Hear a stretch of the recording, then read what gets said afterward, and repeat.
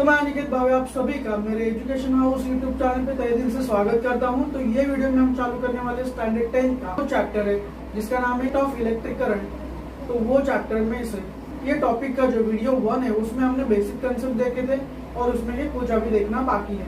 तो वो हम ये वीडियो में देखेंगे, जैसे कि रेजिस्टिविटी, रेजिस्टेंस, रेजिस्टर क्या है और उसी के साथ में इफेक्ट ऑफ इलेक्ट्रिक जो सर्किट होता है वो कैसे हम ड्रॉ कर सकते हैं और कौन सी चीज है हम वहाँ पर कैसे प्लेस कर सकते हैं वो हम ये लेक्चर में जानेंगे। और उसी के साथ में जानेंगे effect of electric current, effect of electric current. और पिछले वीडियो में हमने देखा था कि चार्ज क्या होता है, करंट क्या होता है, पोटेंशियल डिफरेंस क्या होता है एंड करंट एक पॉइंट से दूसरे पॉइंट पे मूव कैसे करता है। ये चीजें हमने लास्ट वीडियो में देखी थी। तो आज के वीडियो को हम स्टार्ट करते हैं। देखिए, तो हमारी जो चीजें थी वो हम एक बार फिर से रिकॉल कर लेते हैं कि चार्ज यानी कि इलेक्ट्रॉन एंड प्रोटॉन्स। तो चार्ज की जो वैल्यू होती है वो कितनी थी, ये देखी थी हमने 1.6 × 10⁻⁹ कूलम। कूलम क्या है, यूनिट है चार्ज का। उसी के बाद में करंट हमने क्या देखा था, the flow of electron from a conductor is known as current. मतलब किसी भी कंडक्टर्स में से जो फ्लो ऑफ इलेक्ट्रॉन्स होता है उसको हम कहेंगे करंट। करंट का यूनिट होता है एम्पियर। उसके साथ में हमने देखा था पोटेंशियल डिफरेंस। पोटेंशियल डिफरेंस क्या होता है, डिफरेंस बिटवीन टू एंड्स, मतलब पॉजिटिव एंड और नेगेटिव एंड्स के बीच में जितना भी डिफरेंस होगा उसको हम बोलते हैं पोटेंशियल डिफरेंस।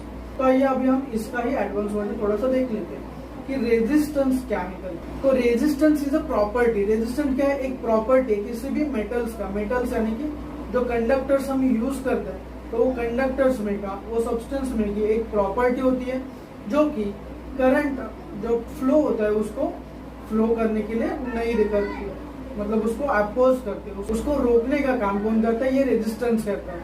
यानी कि अभी करंट फ्लो करने के लिए दो टाइप्स होते हैं। मतलब आपने देखा होगा कि bad conductors of current and electricity and good conductors of electricity. तो अभी इसमें क्या है कि जैसे देखिए मेटल रहेगा, कोई भी मेटल रहेगा, जैसे कि हमने लास्ट वीडियो में कॉपर का एक एग्जांपल देखा था। तो कॉपर रहेगी, कॉपर की वायर, तो उसमें क्या होगा, ये जो रेजिस्टिविटी होगी वो, ये जो रेजिस्टेंस होगा वो क्या होगा, कम होगा।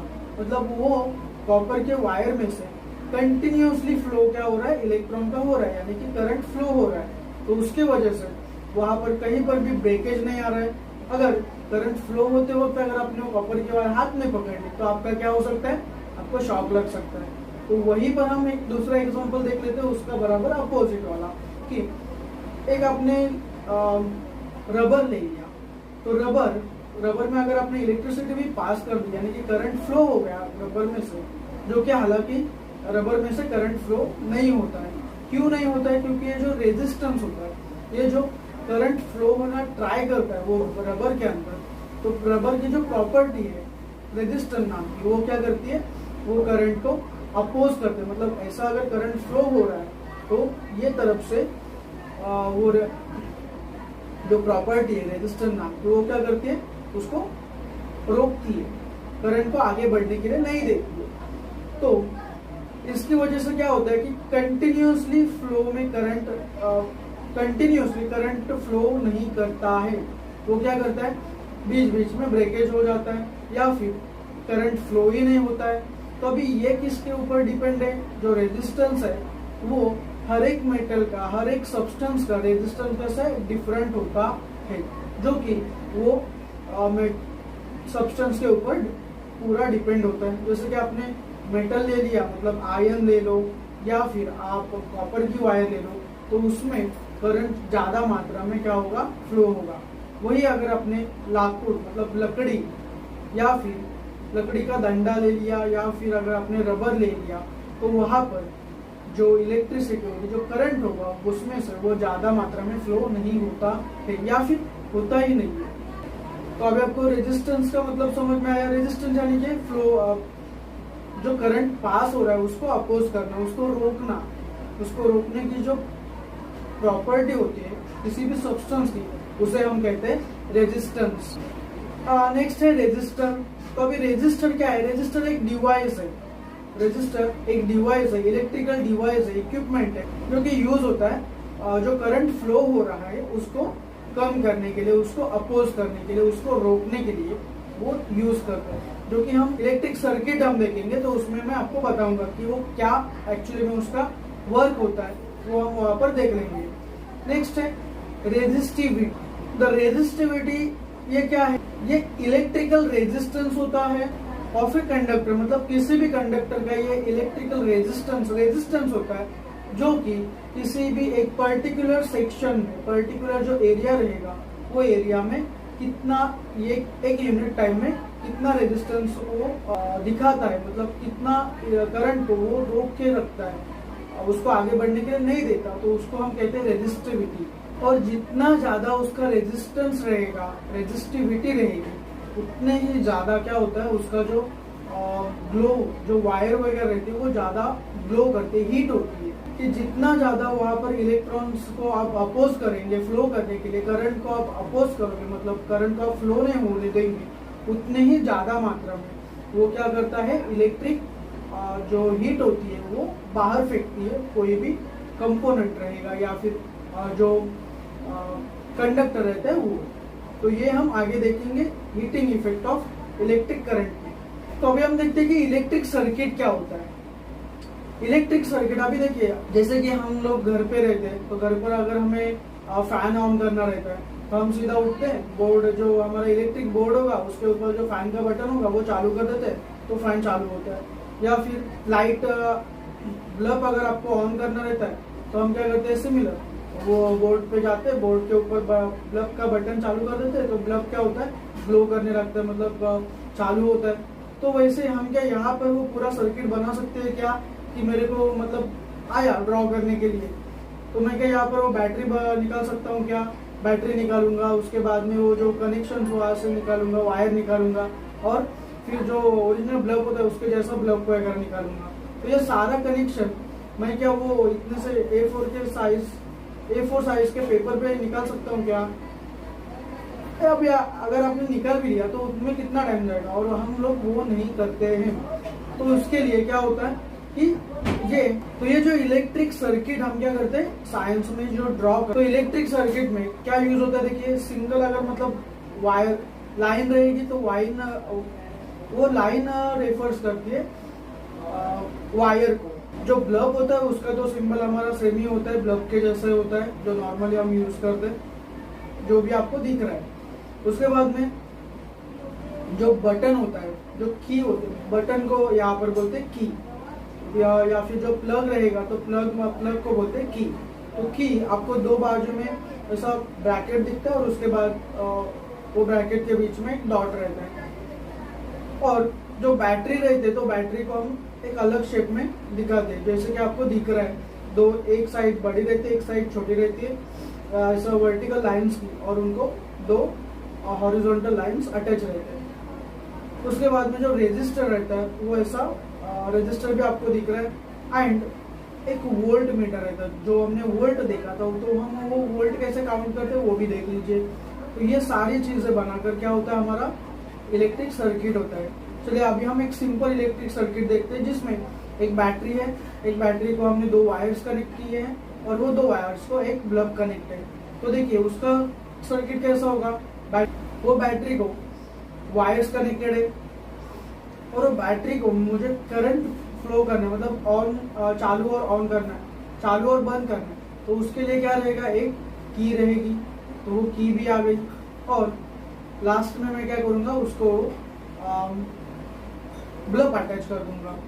तो जब क्या होगा, जब वो दोनों भी बैटरी के जो दो पोटेंशियल्स है, मतलब जो दो एंड है, पॉजिटिव एंड नेगेटिव एंड, वो कनेक्टेड होंगे बैटरी को, तभी जाकर क्या होगा, इलेक्ट्रिक करंट फ्लो होगा, जो कि नेगेटिव एंड से पॉजिटिव एंड तक होता है। तो पॉजिटिव एंड, तो वहां पर क्या होता है, इलेक्ट्रिक, देखिए नेगेटिव एंड से जो इलेक्ट्रॉन्स फ्लो होना चालू करते हैं वो पॉजिटिव एंड से फिर से कहां पर जाएंगे, बैटरी में जाएंगे। तो बैटरी में वहां पर होते हैं रेडॉक्स रिएक्शन होते हैं। रेडॉक्स रिएक्शन यानी क्या, ऑक्सीडेशन एंड रिडक्शन, ये दोनों भी वहां पर रिएक्शंस होते हैं। तो आपको अगर रेडॉक्स रिएक्शन समझना है तो मेरा चैप्टर 3 का वीडियो है, वहां पर आप जाके वो देख सकते हो। वहां पर मैंने वो सब बातें बता दी है कि रेडॉक्स क्या होता है और वो कैसे वो केमिकल रिएक्शन कैसे वर्क करती है। जब मैं वो की हटा दूंगा, मतलब बंद कर दूंगा, कि मतलब मैंने अगर बंद कर दी तो क्या होगा, वहां से वो इलेक्ट्रॉन्स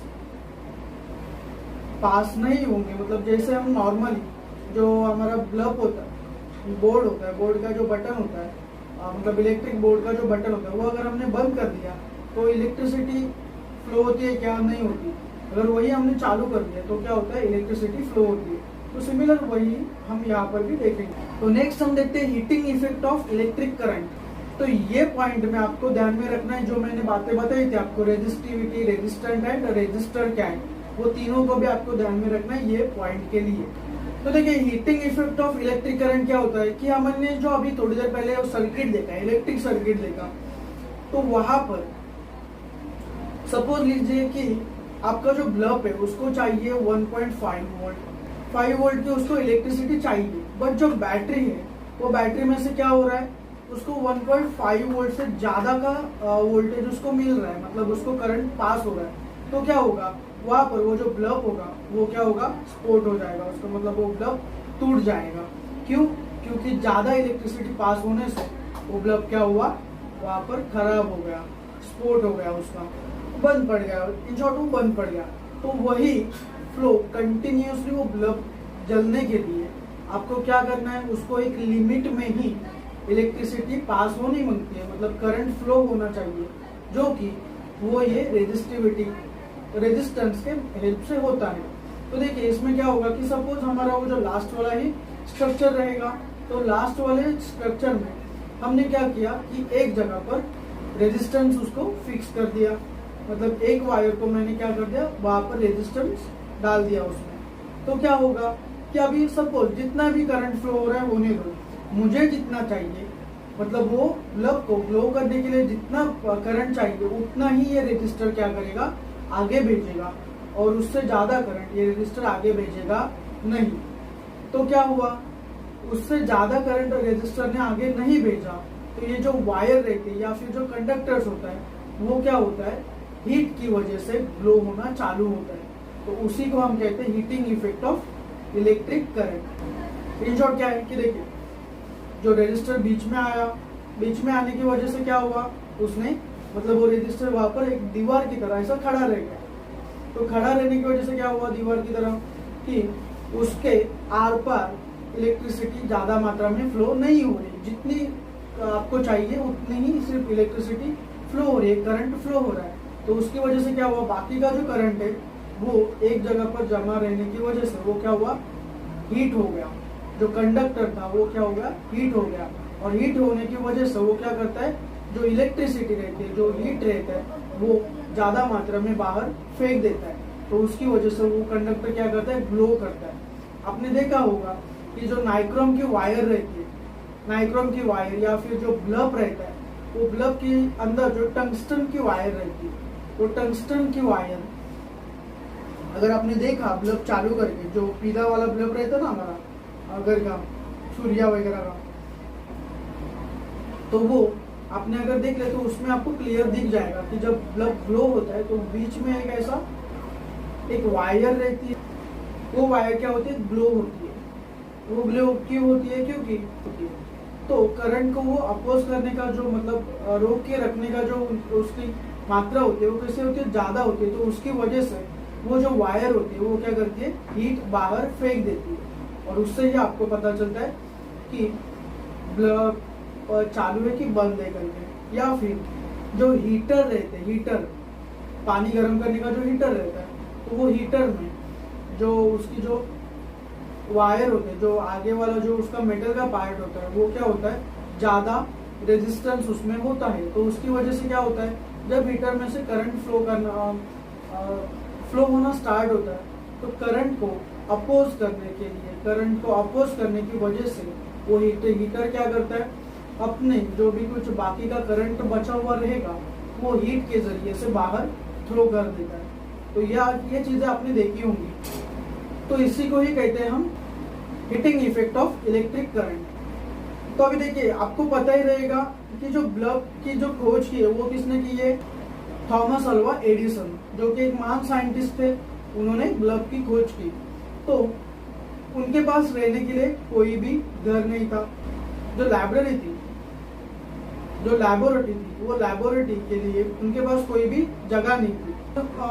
तो उन्होंने जो ट्रेन का कोच होता है, मतलब एक डब्बा होता है ट्रेन का, तो वो ट्रेन के डब्बे में उन्होंने उनकी जो लैबोरेटरी थी वो क्रिएट की थी। मतलब वहीं पर वो जाकर एक्सपेरिमेंट करते थे, वहीं पर वो जाकर अलग अलग उन्होंने खोज की। तो क्या हुआ कि जब वो ब्लब की खोज कर रहे थे तो 1000 बार वो क्या हो गए, फेल हो गए। और 1000 ट्राई के बाद में जाकर वो ब्लब का जो एग्जैक्ट प्रोपोर्शन रहेगा कि कितना, मतलब एग्जैक्ट वे रहेगा कि ब्लब कैसा निर्माण होगा, कैसा वो उसमें से प्रकाश बाहर पड़ेगा, ये सब चीजें वो उनको 1000 ट्रायल करने के बाद मिली। तो उनके साथ एक एक्सीडेंट भी हुआ था, जो जहाँ पर उन्होंने लैबोरेटरी की वहां पर क्या हुआ, आग लग गई। मतलब वो जो ट्रेन का कोच था वहां पर क्या हुआ, आग लग गई उनके एक्सपेरिमेंट करते वक्त। तो उन्होंने जो कुछ खोज की थी, जो कुछ एक्सपेरिमेंट किए थे, वो सब जल के क्या हो गए, राख हो गए। और एक इंटरव्यू में उनसे पूछा गया, एक न्यूज रिपोर्टर ने उनको पूछा कि अभी आपका आगे क्या होगा, क्योंकि आपके जो सारे रिसर्च थे, सारे जो एक्सपेरिमेंट थे, वो सब अभी जल के क्या हो गए, राख हो गए। तो अभी आप आगे जाके अलग अलग एक्सपेरिमेंट कैसे करोगे, अलग अलग जो आपने ब्लब की खोज की थी वो तो पूरा सब जल के राख हो गया। तो आपके पास अभी दूसरा कोई फॉर्मूला है क्या उसका, या फिर आप दुनिया को बता सकते हो क्या कि क्रिएट कर। तो वहां पर जो ये एडिसन थे, उन्होंने एक बहुत अच्छा उसको रिप्लाई दिया कि मैं 1000 टाइम फेल नहीं हुआ, बल्कि मुझे 1000 वे मिल गए। मतलब 1000 मुझे ऐसे रास्ते मिल गए जिससे मुझे पता चला कि ये 1000 रास्तों से, 1000 वे से ब्लब नहीं बन सकता, ब्लब की खोज नहीं हो सकती। बल्कि उसके बाद में मुझे एक ही ऐसा रास्ता मिला, एक ही वे मिला कि जिससे मुझे पता चला कि ब्लब एक्चुअली में क्रिएट हो सकता है, ब्लब की खोज की जा सकती है। ये मुझे उन 1000 एक्सपेरिमेंटों के बाद में पता चला। तो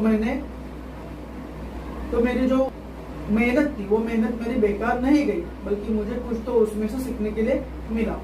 तो इस वीडियो में हम यहीं पर रुकेंगे और नेक्स्ट वीडियो में हम ये चैप्टर को असली में स्टार्ट करेंगे। बेसिक कंसेप्ट तो अभी क्लियर हो गया आपके, जो हीटिंग इफेक्ट था इसमें सा और ये चैप्टर में का वो भी हमने देख लिया।